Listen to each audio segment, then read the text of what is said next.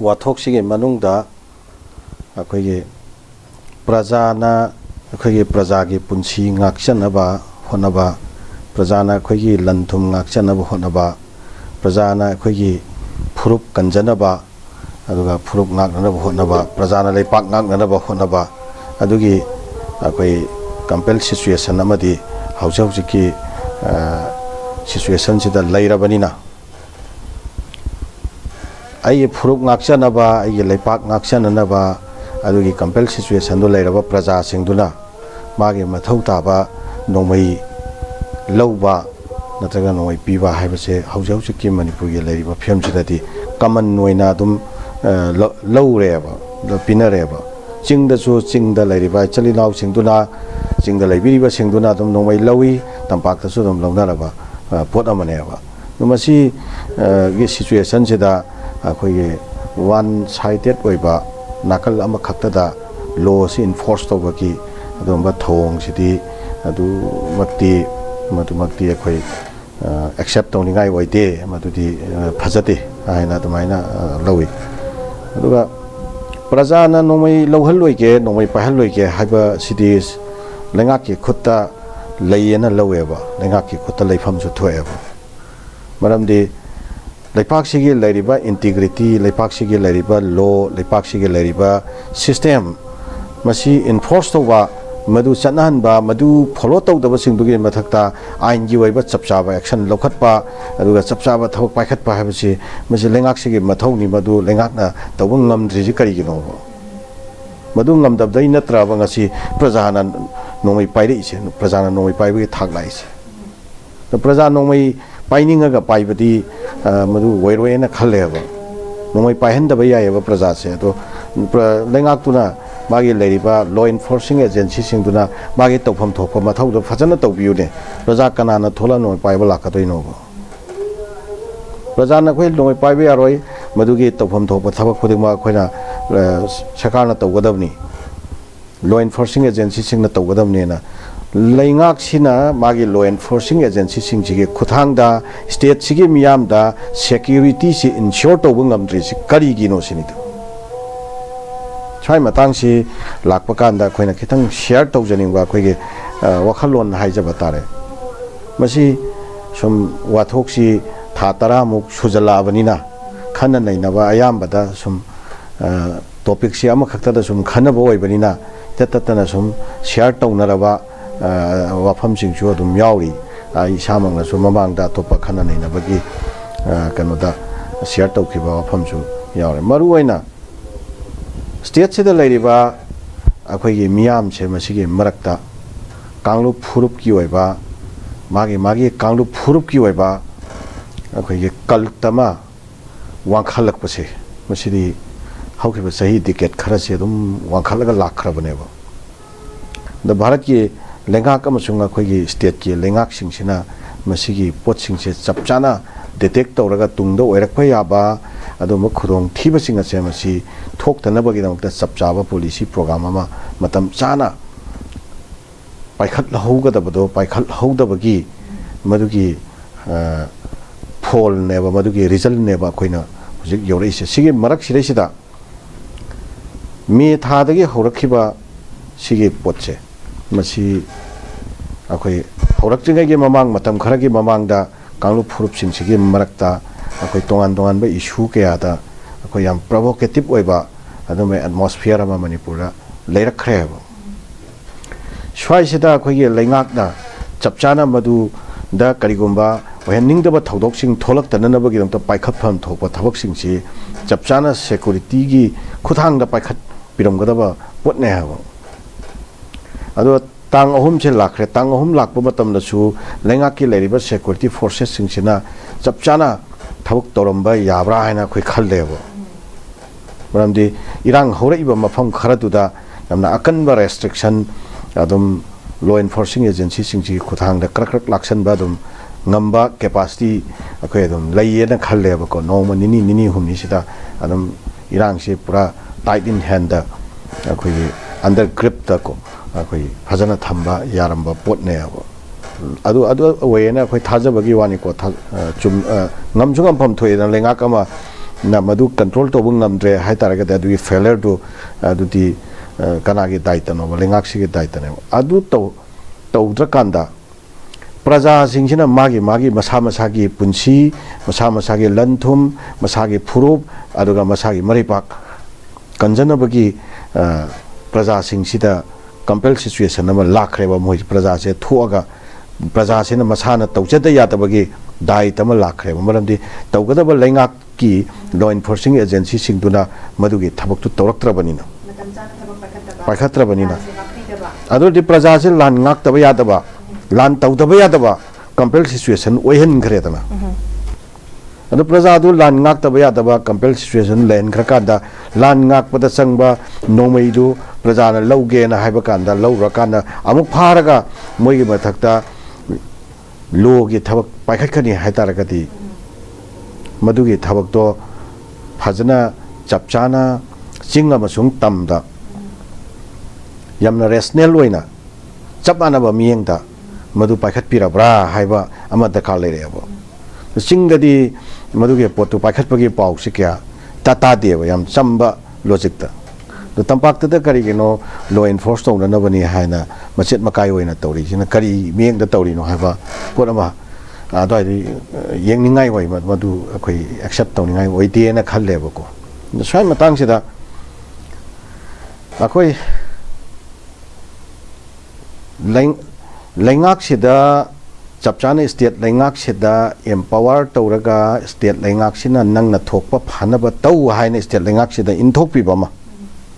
do state lengak sina leiriba situation sigi hallama situation sigi result lama kamaina purakadage haibdo tongan ba section gi kalup ki miam singsi masi intas tawraga phajana tongan ba makhalgi wari watai sadana tawraga masi marakta khoigi shanti oiba dugumba ingthaba tapthaba adumba khunai ma oiraknaba state lengakna masagi oiba mongda phajana paikhatchaba ma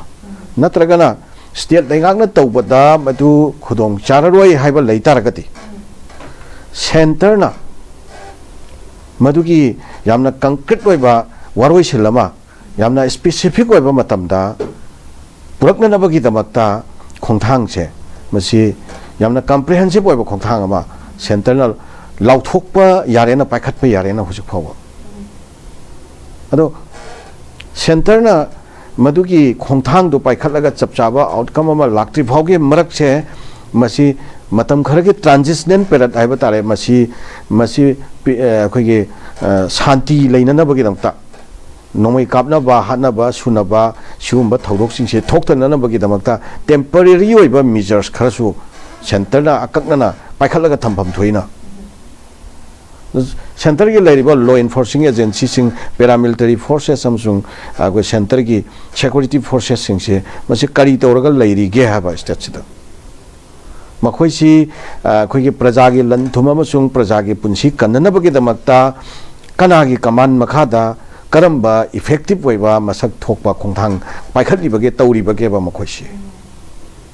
masi yamna choba wahangni masaida akhoina center ki thausin je puksel sengdrabra thoibo wathoksi sangna sum chatharaga lehenbagi adumba thongama center da chapchana leirabra haibo wahangama akhoi punamaki wakhal da phaureba si mayam loina phaunaraba wani dana masi arot panateba phongmaneba adu taragadi adugumba center na khudakta laksen bangnamba laksan nanabagi paikhatpa yaba thabak singse paikhattadana hujik phawba akhoi miyam se masi adum akhoi khangda ngauraga thamba praja dona shum thammi base magi hidden agenda karino center sige bagi arunba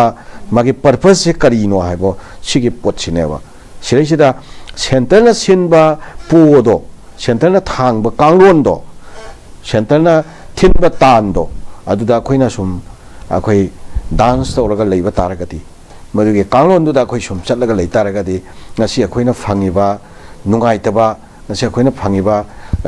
grievances mayam che masi as it is akhoi makhata na sodum leikhineba adu taragati center na masana khangna tawpham thokba thabak sing do tawdre habase khangabanina ꯑꯩꯈꯣꯏ ꯁ꯭ꯇꯦꯠꯁꯤꯒꯤ ꯂꯩꯔꯤꯕ political ꯂꯤꯗꯔꯁꯤꯡꯁꯦ as well as ꯑꯩꯈꯣꯏꯒꯤ civil society ꯑꯣꯔꯒꯅꯥꯏꯖꯦꯁꯟꯒꯤ ꯂꯨꯆꯤꯡꯕꯁꯤꯡ ꯌꯥꯎꯅ ꯇꯣꯉꯥꯟ ꯇꯣꯉꯥꯟꯕ ꯀꯥꯡꯂꯨꯞ ꯐꯨꯔꯨꯞꯀꯤ ꯂꯨꯆꯤꯡꯕꯁꯤꯡ ꯌꯥꯎꯅ ꯑꯩꯈꯣꯏ ꯑꯃꯠꯇ ꯑꯣꯏꯕ ꯋꯥꯈꯜꯂꯣꯟꯗ ꯐꯖꯅ ꯀꯣꯛ ꯆꯨꯝꯁꯟꯅꯔꯒ ꯁꯦꯟꯇꯔꯒꯤ ꯂꯩꯉꯥꯛ ꯃꯄꯨꯁꯤꯡꯁꯤꯗ ꯑꯩꯈꯣꯏꯒꯤ ꯑꯣꯏꯕ ꯑꯜꯇꯤꯃꯦꯇꯝ ꯑꯃ ꯐꯖꯅ ꯊꯝꯃꯒ ꯃꯗꯨꯒꯤ ꯂꯦꯚꯦꯜꯗ ꯋꯥꯔꯤ ꯁꯥꯟꯅꯔꯒ ꯀꯟꯚꯤꯟꯁ ꯇꯧꯔꯒ ꯃꯁꯤꯒꯤ ꯐꯥꯏꯅꯦꯜ ꯑꯣꯏꯕ ꯑꯩꯈꯣꯏꯒꯤ ꯀꯩꯅꯣꯃ ꯇꯪꯗꯨ ꯂꯩꯇꯥꯕ ꯁꯤꯆꯨꯋꯦꯁꯟ ꯑꯃ ꯄꯨꯔꯛꯅꯅꯕ ꯃꯗꯨꯒꯤ ꯈꯣꯡꯊꯥꯡꯗꯨꯗ ꯆꯪꯁꯟꯕ ꯌꯥꯐꯝ ꯊꯣꯛꯑꯦꯕ ꯍꯧꯈꯤꯕ ꯃꯇꯝ ꯈꯔꯒꯤ ꯃꯃꯥꯡꯗ ꯑꯩꯈꯣꯏ ꯀꯪꯂꯥꯗ ꯑꯩꯈꯣꯏ MLA ꯃꯌꯥꯝ ꯑꯩꯈꯣꯏ ꯀꯩꯅꯣ ꯑꯃꯅ ꯂꯨꯞ ꯑꯃꯅ ꯀꯧꯔ ꯄꯨꯟꯗꯅ ꯋꯥꯔꯦꯞ ꯂꯧꯗꯅ ꯇꯧꯋꯦ ꯑꯗꯣ ꯃꯌꯥꯝ ꯌꯥꯅꯔꯦ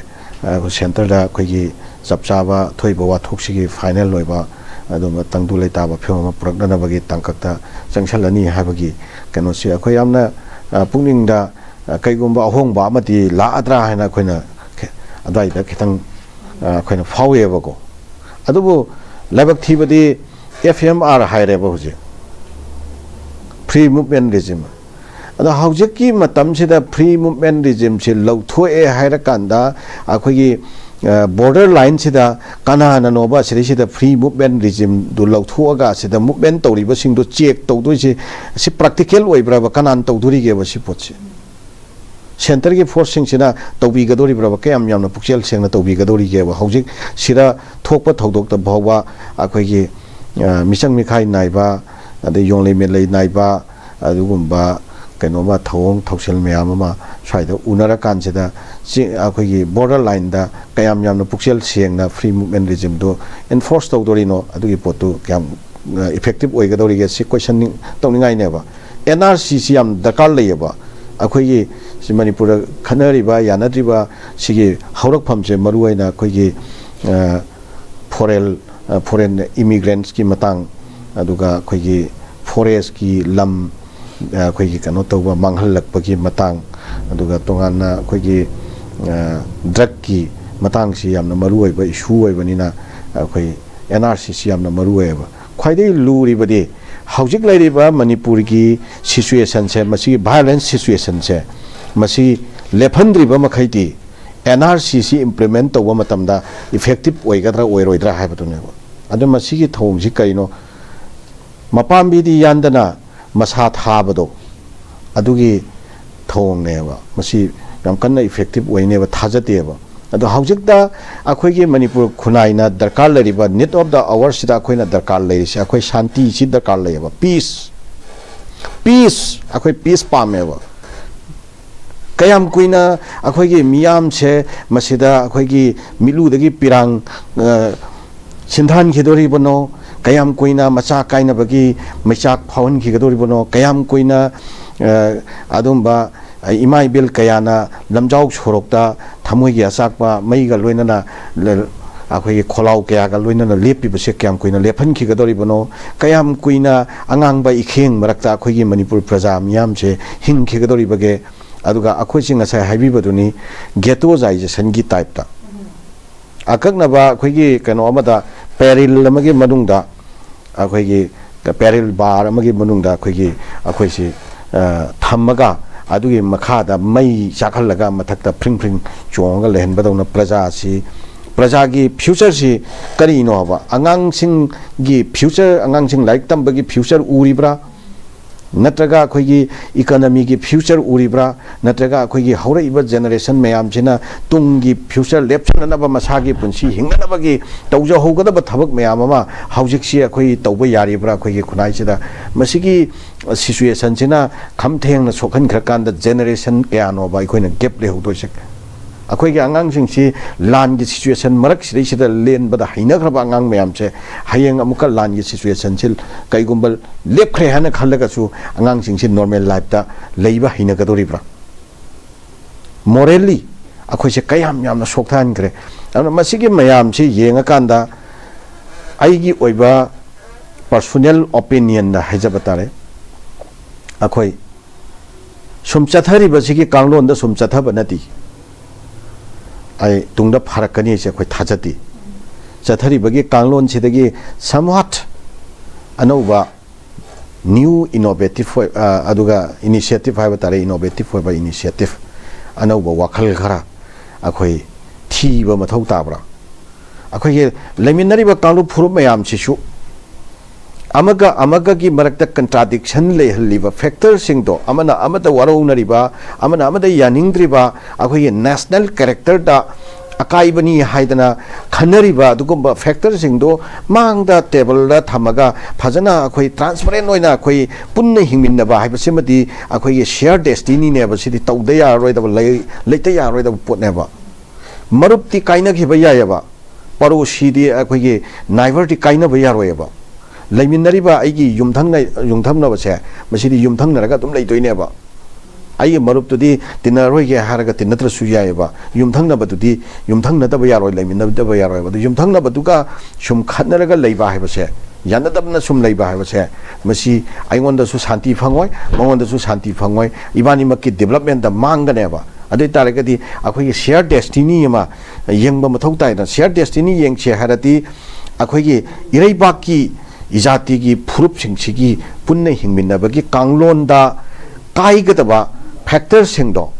madu ai kanglup ta leiragasu magi kanglup ta leiragasu mai kanglup ta leiragasu madu kanglup ki haina naina da bida akhoi common noiba aduguma factor amoina lawra kan adugum potsing se erase tawna ba aduga akhoi gi future gi kana gadaba adugum lambi singduda akhoi consensus hoina chatminna ba yaba anauba wakhalon aduga punni hingminna ba yaba anauba wakhalon ama akhoi gi leiriba lusing ba singi thakta koksum sannaraga khanaba ma matho tarakaduribra natraga center da akhoi gi kanoma future ma pibira kadori haidana akhoi ya ka thoga adum makhata na ngairaga leibada maduna solution oigadoribra natraga na akhoi karimata madugi maramda khannaru da bida yajetis adum tawriba sida akhoi festive mutta leiriba mongse simasigi festive mutta akhoi adum yajetis adum leibana akhoi gi future oigadoribra masi amna choba hauji manipur khonai da mayok nariba amna choba wahang amani haina adumai